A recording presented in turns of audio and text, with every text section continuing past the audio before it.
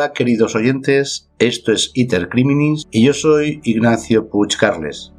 Los datos para la elaboración de este capítulo han sido sacados de páginas web y varios medios informativos online donde a fecha de hoy siguen recogiéndose las noticias a las que se refiere. También decir que este capítulo está patrocinado por la asesoría jurídico-legal Legalis Consultores, legalisconsultores.es. Adapta tu negocio, empresa, página web a la legalidad. Deja que Legalis Consultores se ocupe de todos tus asuntos jurídicos y dedica tu tiempo a tu propio negocio. Legalis Consultores, servicio en toda España. José Bretón, el asesino que se creía Jack Nicholson. El sábado 8 de octubre del año 2011, en una quinta familiar llamada Las Quemadillas, en las afueras de la ciudad española de Córdoba, alrededor de las 5 de la tarde, José Bretón cometió el delito más abominable que pueda llevar a cabo un ser humano. Mató a sus dos hijos, Ruth, de 6 años, y José, de 2. En su llamada a emergencias, a las 18:41, dijo llorando que los había perdido en el parque. La búsqueda, que comenzó con las autoridades pensando en un secuestro de un pederasta, terminó pocos días después en la finca de la familia Bretón. En un rincón de la propiedad, en medio de los naranjos, se veían los restos de lo que parecía haber sido una enorme hoguera. Controlador, maniático y obsesivo. José Bretón nació en Córdoba, España, en 1973, en una familia de clase media. Estudió en un colegio religioso y más tarde se enroló en el ejército. Hasta ahí era un chico, pues como todos. En 1994 fue destinado a Bosnia y la experiencia aquí fue pésima. Y eso lo llevó a dejar el ejército. Unos meses más tarde conoció a Ruth Ortiz, quien estudiaba veterinaria. En el año 2002 se casaron y se trasladaron a Almería, primero y después a Huelva.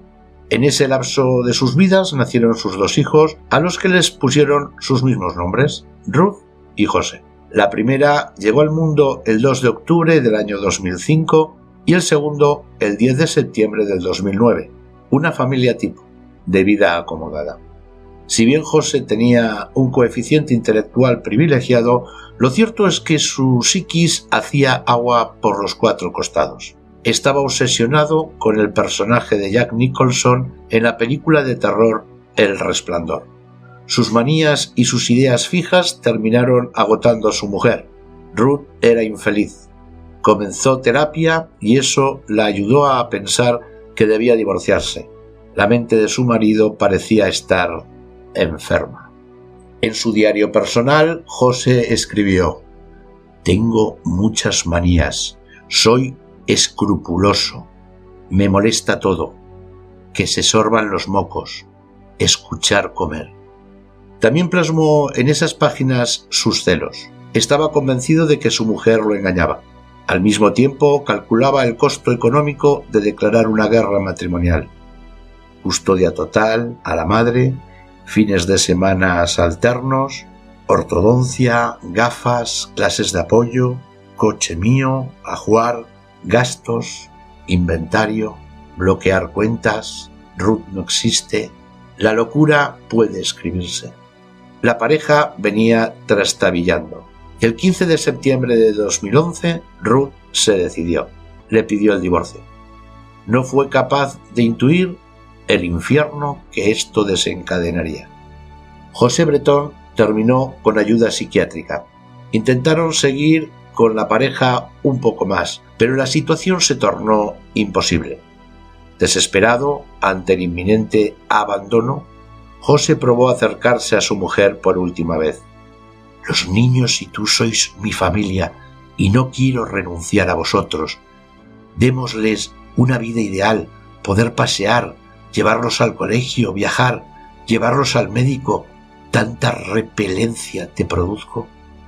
Ella no se dejó convencer.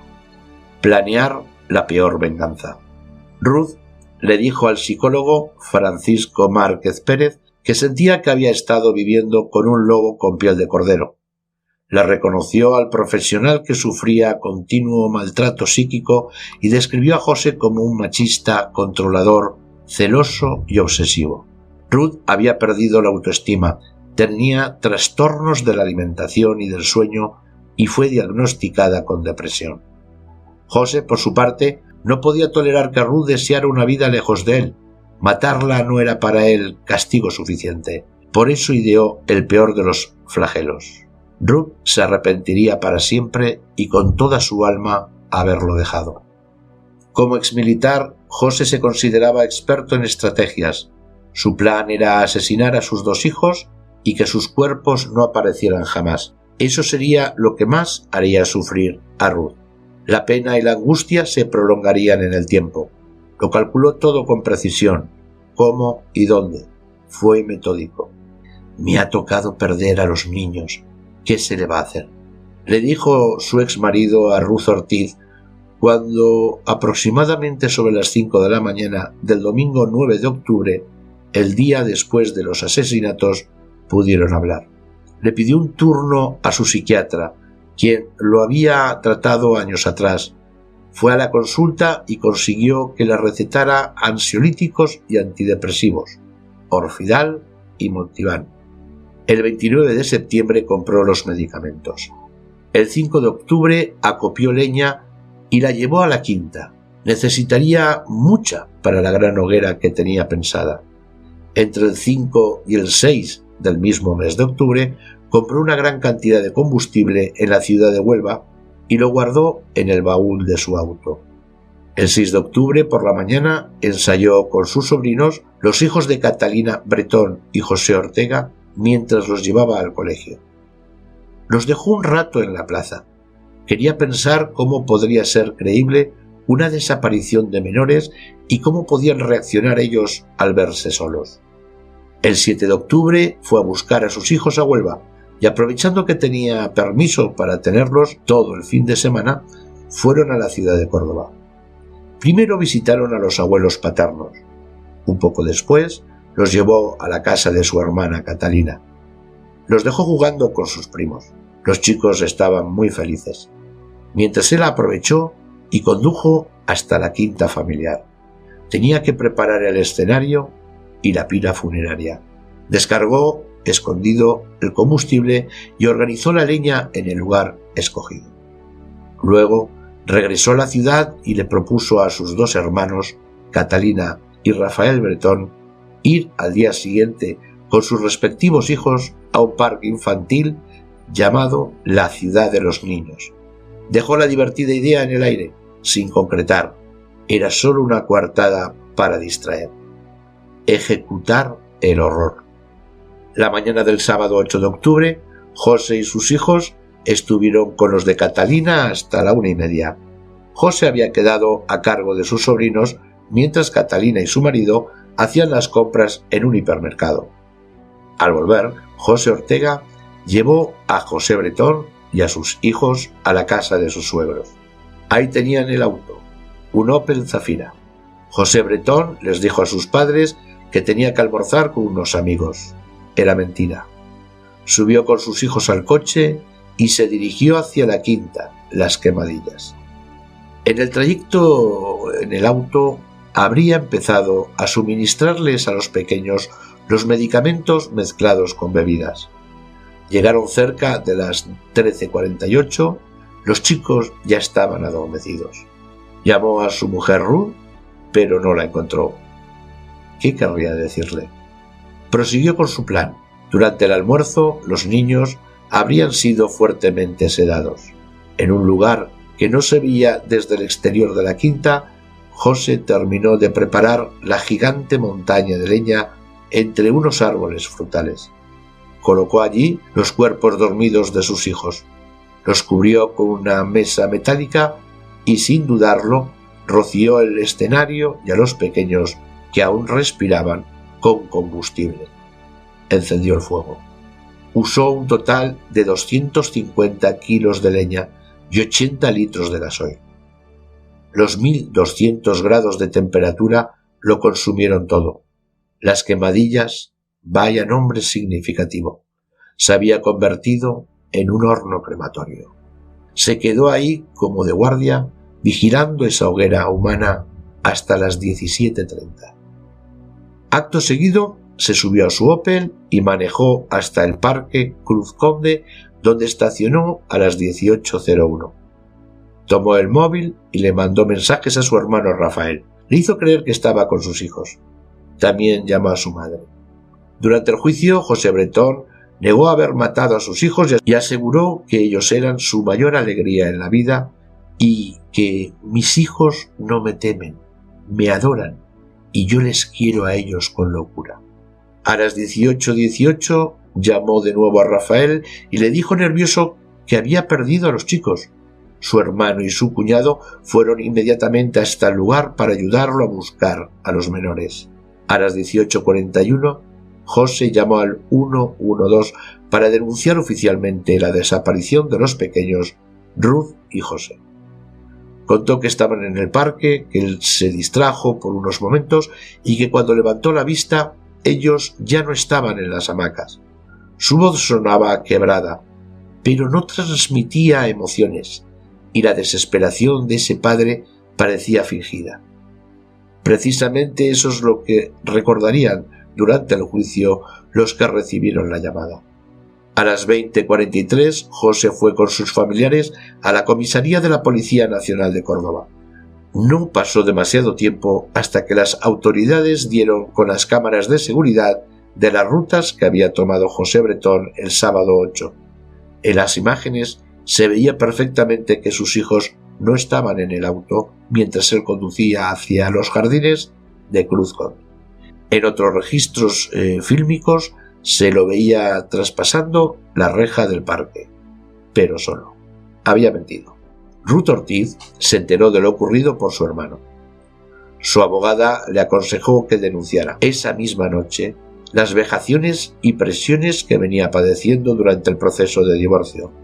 Los medios de prensa y los investigadores pararon sus antenas. Focalizaron su mirada en el padre de los chicos.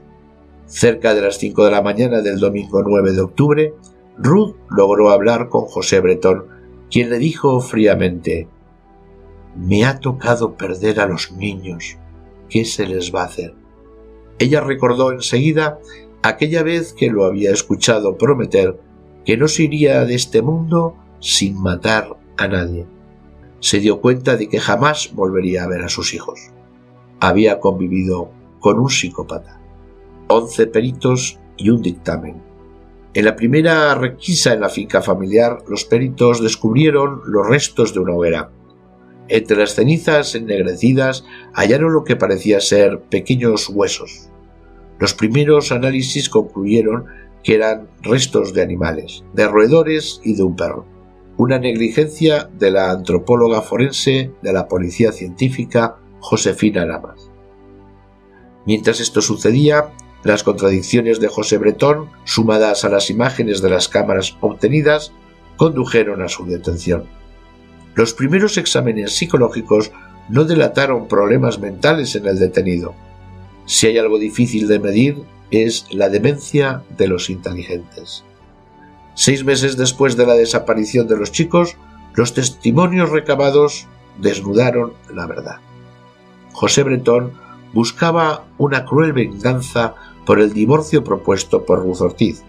La madre pidió una nueva pericia sobre los restos hallados en la hoguera.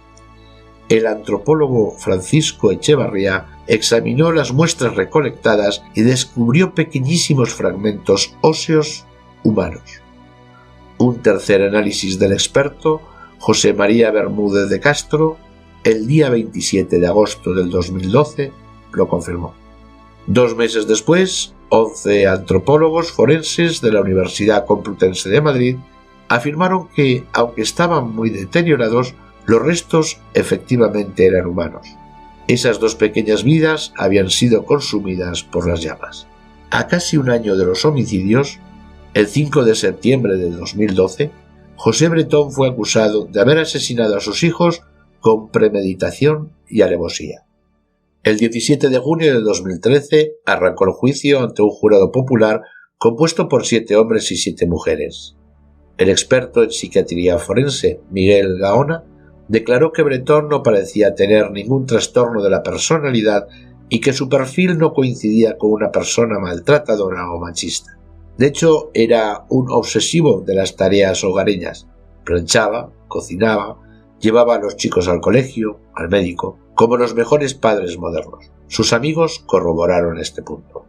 Sin embargo, esa imagen no coincidía para nada con la que tenía de él su mujer, Ruth. Durante el juicio, José Bretón negó haberle suministrado pastillas a sus hijos y aseguró que ellos eran su mayor alegría en la vida y que mis hijos no me temen, me adoran y yo les quiero a ellos con locura. Locura, justamente. Ese padre frío, sereno, ponía los pelos de punta a los presentes.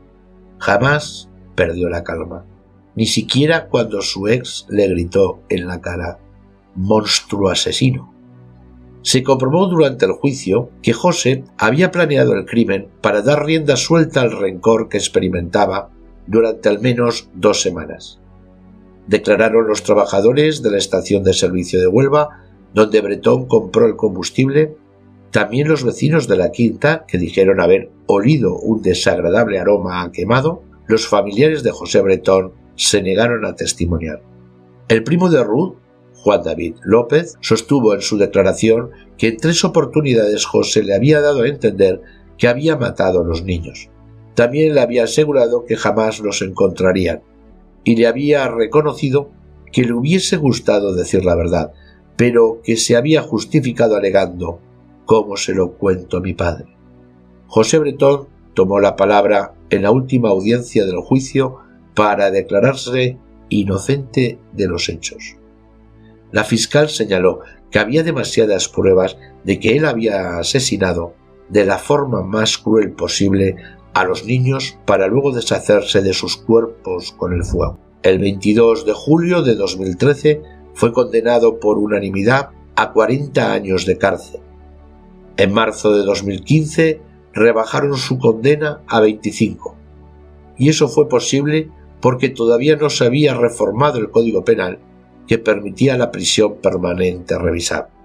José Bretón podrá salir de la prisión Herrera de la Mancha en el año 2036. Tendrá 65 años. La verdad es triste y no tiene remedio. En sus primeros tiempos en la cárcel intentó seguir manipulando la realidad. Envió cartas a los medios periodísticos asegurando que había gente que se había comunicado con él para decirle que sabía dónde estaban sus hijos. También inventó que la pequeña Ruth le había escrito a su abuela materna una carta donde decía: «Las personas que nos cuidan quieren hablar con papá. Por favor, abuela, dejad que papá salga». A Ruth solo escuchar su nombre le eriza la piel. Su ex le sigue provocando temor. En 2015, ella le declaró al medio El Periódico: «No hay mayor maltrato psicológico que te puedan infligir que asesinar a tus propios hijos, porque la muerte de tus hijos te la llevas a la tumba y dura para siempre». Y aclaró también que la pena de 25 años le parecía injusta. Su madre, mientras viva, puede ir a verlo a la cárcel, pero yo a mis hijos no los puedo volver a ver. Los años que esté en prisión pueden estar alimentando su venganza. No debería salir libre. He deseado su muerte y desde luego no habría cosa en este mundo que me aliviara más que saber que ha muerto. El odio se queda corto para lo que siento. El mejor homenaje para mis hijos son mis ganas de seguir luchando para hacer todo lo posible por evitar asesinatos como los de ellos. No callar lo que pasó para que nunca se olvide y no se vuelva a repetir. El 17 de octubre de 2017, Ruth Ortiz consiguió la anulación de su matrimonio religioso con José Bretón. Los psiquiatras que lo estudiaron en profundidad llegaron a la conclusión de que es un psicópata completo. Narcisista, autoritario, rencoroso, acaparador, celoso, controlador, obsesivo, agresivo, con 0 empatía y ninguna capacidad para perdonar o tolerar nada. Sus quejas y manías continuaron tras las rejas. Enfermo por la limpieza, debió ser trasladado varias veces de cárcel. Tiene por costumbre usar tapones en los oídos para no escuchar cómo comen los demás presos. No soporta el ruido. Usa 3 rollos de papel higiénico por semana y no toca nada si antes no lo limpia a conciencia. En octubre de 2016, cuando se cumplía el 5º aniversario de los crímenes, José Bretón se abrió el cuello con una navaja de afeitar. Lo salvaron. No era la primera vez que lo intentaba, ya era la tercera, y él seguía sosteniendo su inocencia. En marzo de 2017, la familia Bretón puso en venta el escenario del crimen, la enorme quinta de 1 hectárea y sus naranjos. Pedían 180.000 euros. En el año 2019, un amigo de la familia compró una parte y posteriormente lograron vender las 2 casas que estaban ya muy deterioradas. La única que lo visita todavía es su madre Antonia. Es un preso con buena conducta que trabaja en la prisión como ordenanza y en la enfermería y cobra 90 euros al mes. Hablar al fin. Luego de cumplir 1/4 de la condena, los presos suelen tener posibilidades de solicitar permisos para salir de prisión, pero es una condición que hayan reconocido el delito y muestren arrepentimiento. Por eso, algunos creen que el reconocimiento del crimen que hizo por primera vez José Bretón el pasado mes de septiembre de 2021 es solo una artimaña y que no se ha arrepentido verdaderamente. Solo querría acceder a esos permisos de salida. A 10 años del crimen, José Bretón habló. El que tuvo la primicia y lo contó fue el periodista Pedro Simón del diario El Mundo. Todo ocurrió entre el 12 de mayo y el 31 de julio del 2021 en la cárcel de Herrera de la Mancha, donde está alojado. 13 presos por horribles crímenes y varios psicólogos, sentados en círculo, participaron en 10 sesiones de terapia. Fue así que José Bretón confesó. En la primera sesión se presentó diciendo: «Hola, me llamo José Bretón y estoy aquí por haber asesinado a mis hijos, a mi José y a mi Ruth». Luego agregó: «Estuve 15 días planeándolo todo porque quería hacerle daño a ella. Tranquilos, que los niños no sufrieron. Yo jamás les haría daño. Lo que yo hice es lo peor que puede hacer un ser humano. En esto último no mienten». Hasta aquí el capítulo de hoy. Espero que os haya gustado y también que me sigáis en las distintas plataformas de podcast: Spotify, iVoox, Google Podcast. Con este capítulo nos despedimos hasta el próximo, que será el último capítulo de la primera temporada de Iter Criminis. Un cordial saludo y hasta muy pronto.